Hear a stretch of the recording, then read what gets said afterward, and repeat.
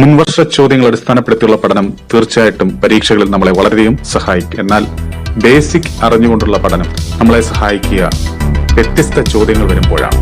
ഈ 2019 നടന്ന പല PSC പരീക്ഷകളും നമുക്ക് നൽകുന്ന സൂചന ഇനിയുള്ള പരീക്ഷകളിൽ വ്യത്യസ്തങ്ങളായിട്ടുള്ള ചോദ്യങ്ങളായിരിക്കും ഉണ്ടാകുക എന്നുള്ളതാണ്. അപ്പൊ അങ്ങനെയുള്ള ചോദ്യങ്ങളെ നമുക്ക് നേരിടണമെങ്കിൽ ഇംഗ്ലീഷിന്റെ അടിസ്ഥാന തത്വങ്ങൾ നമ്മൾ അറിഞ്ഞിരിക്കും. ഇംഗ്ലീഷിന്റെ അടിസ്ഥാന വശങ്ങൾ നിങ്ങൾക്ക് കാട്ടിത്തരുന്ന ഒരു കോഴ്സാണ് ഈ 68 ക്ലാസ്സുകൾ അടങ്ങുന്ന ഈ ഓൺലൈൻ വീഡിയോ കോഴ്സ് എന്ന് പറയുന്നത്. ഈ കോഴ്സ് 3 തരത്തിലാണ്. 6 മാസത്തെ കോഴ്സ് ഉണ്ട്, അതുപോലെ തന്നെ 3 മാസത്തെ കോഴ്സ്, 1 മാസത്തെ കോഴ്സ്. ഇംഗ്ലീഷിൽ ഫുൾ മാർക്ക് വാങ്ങിക്കണമെന്ന് ആഗ്രഹിക്കുന്നവർ തീർച്ചയായിട്ടും ഈ കോഴ്സിൽ ജോയിൻ ചെയ്യുക. ഓൺലൈൻ വീഡിയോ കോഴ്സിനെ കുറിച്ച് കൂടുതൽ അറിയാൻ വേണ്ടി വാട്സാപ്പിലൂടെ നിങ്ങൾക്ക് ഈ നമ്പറിൽ ബന്ധപ്പെടാവുന്നതാണ്.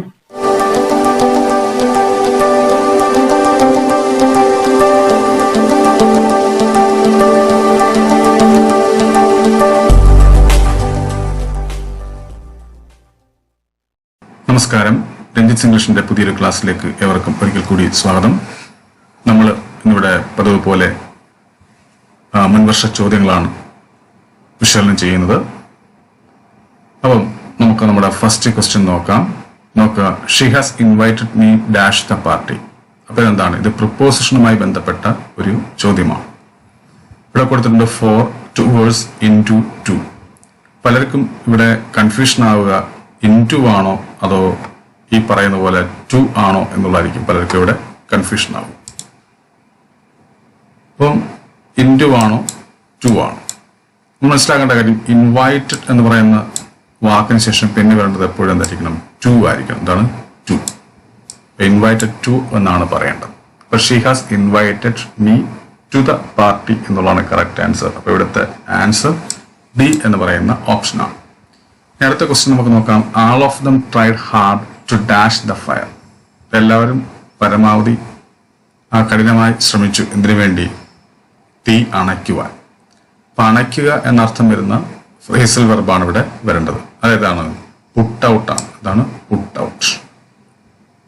പുട്ട് ഔട്ട് എന്ന് പറയുമ്പോഴാണ് എന്ത്? എക്സ്റ്റിങ്ക്യൂഷ് എന്ന് വരിക. അതായത് തീ അണയ്ക്കുക. അപ്പൊ ഇവിടെ ആൻസർ എ എന്ന് പറയുന്ന ഓപ്ഷനാണ്. അപ്പൊ all of them tried hard to put out the fire എന്നുള്ളതാണ് കറക്റ്റ് ആൻസർ. ഇനി അടുത്ത ചോദ്യം നമുക്ക് നോക്കാം. His coach told him that he dash a mistake. അപ്പൊ നമുക്ക് ഹിസ് കോച്ച് ടോൾഡ് ഹിം. അപ്പൊ ഇവിടെ നോക്കുമ്പോൾ ഇതെന്താണ്? ഈ സെന്റൻസ് ഒരു കോംപ്ലക്സ് സെന്റൻസ് ആണ്. ഒപ്പം ഇവിടെ 2 ക്ലോസുകളുണ്ട്. ആ 2 ക്ലോസുകളിലും 2 വെർബുകൾ വരണം. ഇവിടെ നോക്കുമ്പോൾ ഇവിടെ തന്നിരിക്കുന്ന ആദ്യത്തെ ക്ലോസിൽ ടോൾഡ് എന്ന് പറയുന്ന വെർബ് വന്നു. അതെന്താണ്? സിമ്പിൾ പാസ്റ്റ് ആണ്. ഓക്കെ. അപ്പൊ ഇവിടെ ഇനി എന്ത് വരും എന്നുള്ളതാണ്. അതായത് ഇത് നമ്മൾ പഠിച്ചിട്ടുണ്ട് ഇങ്ങനെയുള്ള കാര്യങ്ങൾ മിക്കവാറുള്ള ക്ലാസ്സുകളിലെല്ലാം. അതായത് കഴിഞ്ഞ കാലത്തിലെ 2 ക്രിയകൾ, ഈ 2 ക്രിയകളിൽ ആദ്യം നടന്ന നമ്മൾ പാസ്റ്റ് പെർഫെക്റ്റിലും രണ്ടാം നടന്ന ക്രിയ നമ്മൾ സിമ്പിൾ പാസ്റ്റിലും ഉപയോഗിക്കും. ഇവിടെ നോക്കുമ്പോൾ ഈ ടോൾഡ് എന്ന് പറയുന്നത് ഇവിടെ സിമ്പിൾ പാസ്റ്റ് ആണ്. അപ്പൊ ഇത് രണ്ടാമത് നടന്ന ക്രിയയാണ്. അപ്പൊ ഇനി വരേണ്ടത് ആദ്യം നടന്ന ക്രിയയാണ്. അത് പാസ്റ്റ് പെർഫെക്റ്റിലായിരിക്കണം വരേണ്ടത്. അപ്പൊ ഇവിടെ പാസ്റ്റ് പെർഫെക്റ്റിൽ ഏതാണെന്ന് നോക്കുക. ഇവിടെ നോക്കുമ്പോൾ ഹാഡ് മെയ്ഡ്, ഇതാണ് പാസ്റ്റ് പെർഫെക്റ്റ്. അപ്പോൾ ഇവിടെ ആൻസർ ഡി എന്ന് പറയുന്ന ഓപ്ഷനാണ്. അപ്പൊ his coach told him that he had made A mistake എന്നുള്ളതാണ് ശരിയായിട്ടുള്ള ആൻസർ. അടുത്ത ക്വസ്റ്റ്യൻ നമുക്ക് നോക്കാം. Tom along with his parents dash to Chennai next week. അപ്പൊ ഇങ്ങനെയാണ് പറഞ്ഞിരിക്കുന്നത്. അപ്പൊ നോക്കുക, ഇവിടെ നെക്സ്റ്റ് വീക്ക് എന്നാ പറയുന്നത്. അപ്പൊ നെക്സ്റ്റ് എന്ന് വെച്ചാൽ ഇനി നടക്കാൻ പോകുന്ന കാര്യമാണ്, ഭാവി കാലമാണ്. അപ്പൊ ഭാവി കാലത്തിലെ ഒരു എന്താണ് പ്ലാൻ ചെയ്തൊരു കാര്യമാണ് പറയുന്നത്. അത് ഒഫീഷ്യലായിട്ടല്ല പറയുന്നത്, എന്താണ് ഒഫീഷ്യൽ അല്ലാത്ത രീതിയിലാണ് പറയുന്നത്. അനൗദ്യോഗികമായ രീതിയിൽ പറയുക. അങ്ങനെ വരുമ്പോൾ അതായത് സമീപഭാവി, അതായത് അടുത്ത ആഴ്ച എന്ന് പറയുമ്പോൾ സമീപഭാവിയാണ്. ആ സമീപഭാവിയിൽ തീരുമാനിച്ചുറപ്പിച്ച കാര്യം നമ്മൾ അനൗദ്യോഗികമായി പറയുകയാണെങ്കിൽ അവിടെ നമ്മൾ ഏത് ടെൻസ് ആണ് ഉപയോഗിക്കുന്നത്? പ്രസന്റ് കണ്ടിന്യൂസ് ടെൻസ് ആണ് ഉപയോഗിക്കുന്നത്. അപ്പൊ ഇവിടെ പ്രസന്റ് കണ്ടിന്യൂസ് ടെൻസ് ഉള്ള വെർബുകൾ ഏതൊക്കെയാന്ന് നോക്കാം. ഇവിടെ നോക്കുമ്പോൾ ഇവിടെ ആർ ഗോയിങ്, ഈസ് ഗോയിങ്ങുമാണ് പ്രസന്റ് കണ്ടിന്യൂസ് ടെൻസ്. ഇനി ഇതിൽ ആർ ഗോയിങ് വരുമോ ഈസ് ഗോയിങ് വരുമോ? അതെന്തിനെ ആശ്രയിച്ചാണ്? ഇവിടുത്തെ വന്നിരിക്കുന്ന സബ്ജക്റ്റിനെ ആശ്രയിച്ചാണ്. ഇവിടുത്തെ സബ്ജക്റ്റ് എന്ന് പറയുമ്പോൾ ടോം ആണ്. Tom along with his parents ഇവിടെ along with his parents എന്ന് പറയുന്ന സംഭവം ഇതിനെ മാറ്റി നിർത്തി നമ്മളിവിടെ നോക്കുമ്പോൾ ടോം എന്ന് പറയുന്ന സംഭവത്തെ മാത്രം നമ്മളിവിടെ എത്താൻ മതി. അങ്ങനെയാകുമ്പോൾ ഇവിടെ ആൻസർ അല്ല, ഇവിടെ നമുക്ക് ഏത് വരാം? സിംഗുലർ ഫോമിലുള്ള വെർബാണ് വരേണ്ടത്.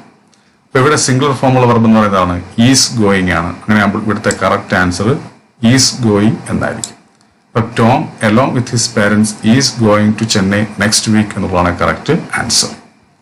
അടുത്ത ചോദ്യം നമുക്ക് നോക്കാം. The boys have been playing dash 10 AM. ഇപ്പോൾ നോക്കുന്നത് പ്രസന്റ് പെർഫെക്റ്റ് കണ്ടിന്യൂസ് ടെൻസ് ആണ്. പ്രസന്റ് പെർഫെക്റ്റ് കണ്ടിന്യൂസ് ടെൻസിൽ നമുക്ക് സിൻസോ ഫോറോ നമുക്ക് ഉപയോഗിക്കാം. നമ്മൾ സിൻസ് നമ്മളിവിടെ ഉപയോഗിക്കും ഈ പറയുന്ന പോലെ പോയിന്റ് ഓഫ് ടൈമിന്റെ മുന്നിൽ, ഒരു നിശ്ചിത സമയത്തിന്റെ മുന്നിൽ നമുക്ക് സിൻസ് ഉപയോഗിക്കാം. ഒരു കാലയളവിന്റെ മുന്നിൽ നമുക്ക് ഫോർ ഉപയോഗിക്കാം. ഇവിടെ നോക്കാം 10 AM അല്ലെങ്കിൽ 10 AM എന്ന് പറയുന്നതാണ് ഒരു പോയിന്റ് ഓഫ് ടൈം, ഒരു നിശ്ചിത സമയമാണ്. അങ്ങനെ ഇവിടെ നമുക്ക് ഉപയോഗിക്കാൻ പറ്റുന്ന സിൻസ് എന്ന് പറയുന്ന സംഭവമാണ്. അങ്ങനെ ഇവിടുത്തെ കറക്റ്റ് ആൻസർ എ എന്ന് പറയുന്ന ഓപ്ഷനാണ്. ഓക്കെ, അടുത്ത ചോദ്യം നമുക്ക് നോക്കാം. No one will believe his story. ഒരാളും അവന്റെ കഥ വിശ്വസിക്കുകയില്ല. ഇറ്റ് ഈസ് നോട്ട് ഡാഷ്, അത് വിശ്വസനീയമല്ല എന്നാണ്. അപ്പൊ വിശ്വസനീയം എന്ന് പറയുന്ന വാക്കാണ് ഇവിടെ വരുന്നത്. അത് ക്രെഡിലെസ് ആയിരിക്കുമോ അല്ലെങ്കിൽ ക്രെഡിബിൾ ആയിരിക്കുമോ എന്നുള്ളതായിരിക്കും പലരും കൺഫ്യൂഷൻ ആവുക. നമ്മൾ മനസ്സിലാക്കേണ്ട കാര്യം ക്രെഡിലെസ് എന്ന് വെച്ചാൽ എന്താ? പെട്ടെന്ന് വിശ്വസിക്കുന്ന, എന്നുവെച്ചാൽ ഒരു എന്ത് കേട്ടാലും വിശ്വസിക്കുന്ന ആൾക്കാരുണ്ടല്ലോ, അങ്ങനെയുള്ളവരെ നമ്മൾ ക്രെഡിലെസ് എന്ന് വിളിക്കുന്നത്. നമുക്കിവിടെ വേണ്ടത് വിശ്വസനീയം എന്നൊരർത്ഥമാണ്. അങ്ങനെ നമ്മളിവിടെ ക്രെഡിബിൾ ആണ് നമുക്ക് വേണ്ടത്. ഇറ്റ് ഈസ് നോട്ട് ക്രെഡിബിൾ, അത് വിശ്വസനീയമല്ല എന്നർത്ഥം. അപ്പം ഇവിടെ ഇൻക്രെഡിബിൾ നമുക്ക് ഇനി എഴുതാൻ പറ്റില്ല, കാരണം ഇൻക്രെഡിബിളിന്റെ ഓപ്പോസിറ്റ് ആണ് ഇൻക്രെഡിബിൾ. ഇവിടെ നോട്ട് വന്ന സ്ഥിതിക്ക് പിന്നെ ഇൻക്രെഡിബിൾ നമുക്ക് വേണ്ട, പിന്നെ നമുക്ക് എന്താ വേണ്ടത്? ക്രെഡിബിൾ എന്നാണ് വേണ്ടത്. അല്ലെങ്കിൽ നോട്ട് ക്രെഡിബിൾ ആണ് ഇൻക്രെഡിബിൾ. ഓക്കെ, അപ്പൊ ഇറ്റ് ഈസ് നോട്ട് ക്രെഡിബിൾ. അപ്പൊ സി എന്ന് പറയുന്ന ഓപ്ഷനാണ് കറക്റ്റ് ആൻസർ. ഇനി അടുത്ത ചോദ്യം നമുക്ക് നോക്കാം. He went to work dash he was not well. ഇവിടെ എന്ത് വരും എന്നുള്ളതാണ്. എന്നുവെച്ചാൽ അവൻ ജോലിക്ക് പോയി, ഹി വാസ് നോട്ട് വെൽ, അവന് സുഖമില്ലായിരുന്നു, എന്നിട്ട് അവൻ ജോലിക്ക് പോയെന്നാ പറയും. അപ്പൊ ഇത് രണ്ടും എന്താണ്? വിരുദ്ധങ്ങളായിട്ടുള്ള പ്രസ്താവനകളാണ്. വിരുദ്ധങ്ങളായിട്ടുള്ള പ്രസ്താവനകൾ സൂചിപ്പിക്കുന്ന കൺജങ്ഷൻസ് ആണ് ഇതൊക്കെ. ഡിസ്പൈറ്റും, ഓൾതോയും, നെവർലെസ്സും, ഇൻസ്പൈറ്റ് ഓഫ്. ഇവിടെ ഉപയോഗത്തിൽ ഒരു വ്യത്യാസമുണ്ട്. എന്താ? ഡെസ്പൈറ്റും ഇൻസ്പൈറ്റ് ഓഫും നമ്മൾ ഉപയോഗിക്കുന്നത് ഫ്രേസിന്റെ കൂടെയാണ്. ഇതൊരു ഫ്രേസ് അല്ല. ഓക്കെ, പിന്നെ നെവർലെസ് നമ്മൾ ഉപയോഗിക്കുന്നത് രണ്ട് സെന്റൻസുകൾ, അതായത് ഒരു സെന്റൻസ് പറയുന്നു, ഫുൾ സ്റ്റോപ്പ്, ദെൻ അടുത്ത സെന്റൻസ് എന്ന രീതിയിൽ വരുമ്പോഴാണ് നമ്മൾ നെവർലെസ് ഉപയോഗിക്കുന്നത്. എന്നാൽ നമ്മൾ മനസ്സിലാക്കേണ്ട കാര്യം, ഇനി നമ്മുടെ കയ്യിൽ ഓൾതോയേ ഉള്ളൂ. ഈ ഓൾതോ അല്ലെങ്കിൽ ഈവൻ ദോ, ഈവൻ ഇഫ്, ദോ എന്നൊക്കെ പറയുന്നത് എന്തിന്റെ കൂടെ ഉപയോഗിക്കുന്നതാണ്? കോംപ്ലക്സ് സെന്റൻസിന്റെ കൂടെയാണ് ഉപയോഗിക്കുന്നത്. അപ്പൊ ഇവിടെ തന്നിരിക്കുന്ന ഒരു കോംപ്ലക്സ് സെന്റൻസ് ആണ്. അങ്ങനെ ആകുമ്പോൾ തീർച്ചയായിട്ടും നമുക്കിവിടെ ഓൾതോ എന്നുള്ള സംഭവമാണ് വരേണ്ടത്. ഇവിടുത്തെ കറക്റ്റ് ആൻസർ ബി എന്ന് പറയുന്ന ഓപ്ഷനാണ്. അപ്പൊ he went to work although he was not well എന്നുള്ളതാണ് കറക്റ്റ് ആൻസർ. ഇനി അടുത്ത ചോദ്യം നമുക്ക് നോക്കാം. Vinod dash to church every Sunday. അപ്പോൾ ഇവിടെ നോക്കുമ്പോൾ ഇവിടെ എവരി എന്ന് പറയുന്ന വാക്ക് വന്നു. ഇപ്പൊ ടെൻസുമായി ബന്ധപ്പെട്ട ചോദ്യമാണ്. ടെൻസുമായി ബന്ധപ്പെട്ട ചോദ്യത്തിൽ എവരി എന്ന് പറയുന്ന അല്ലെങ്കിൽ എവരി സൺഡേ അല്ലെങ്കിൽ എവരി ഡേ എന്നൊക്കെ രീതി വരുവാണെങ്കിൽ അതെന്താണ്? സിമ്പിൾ പ്രസന്റ് ടൈമിംഗ് വേർഡാണ്. അപ്പോൾ ഇവിടെ സിമ്പിൾ പ്രസന്റ് വെർബാണ് വരേണ്ടത്. ഇവിടെ തന്നിരിക്കുന്ന സിമ്പിൾ പ്രസന്റ് വെർബ്സ് ഏതൊക്കെയാണ്? ഗോയും ഗോസുമാണ്. ഗോ എന്ന് പറയുന്ന പ്ലൂറൽ സബ്ജക്റ്റിന്റെ കൂടെയും ഗോസ് എന്ന് പറയുന്ന സിംഗുലർ സബ്ജക്റ്റിന്റെ കൂടെ ഉപയോഗിക്കേണ്ടതാണ്. ഇവിടെ വിനോദ് എന്ന് പറയുമ്പോൾ അത് സിംഗുലർ ആണ്. അങ്ങനെയാകുമ്പോൾ ഇവിടെ നമുക്ക് ഗോസ് എന്ന് പറയുന്ന സിംഗുലർ ആയിട്ടുള്ള സംഭവം നമുക്ക് ഉപയോഗിക്കാം. Vinod goes to church every Sunday എന്നുള്ളതാണ് കറക്റ്റ് ആൻസർ. ഇനി അടുത്ത ചോദ്യം നമുക്ക് നോക്കാം. He kept aside some money for miscellaneous expenses എന്നാണ്. അപ്പോൾ ഇത് സ്പെല്ലിംഗ് കറക്ഷനുമായി ബന്ധപ്പെട്ട ചോദ്യമാണ്. അത് മിസെലിനിയസ് എന്ന് പറയുന്ന വാക്കിന്റെ ശരിയായിട്ടുള്ള സ്പെല്ലിംഗ് എടുത്തെഴുതാനാണ് ഇവിടെ ചോദിച്ചിരിക്കുന്നത്. ഇവിടെ നോക്കാം മിസെലിനിയസിന്റെ സ്പെല്ലിംഗ് എങ്ങനെയാണ്? MISELLANEOUS എന്നാണ്. അതിനാണ് വന്നിരിക്കുന്നത് ഡി എന്ന് പറയുന്ന ഓപ്ഷനാണ്. ഓക്കെ, ഇവിടുത്തെ കറക്റ്റ് ആൻസർ ഡി എന്ന് പറയുന്ന ഓപ്ഷനാണ്. അപ്പൊ he kept aside some money for miscellaneous expenses എന്നുള്ളതാണ് കറക്റ്റ് ആൻസർ.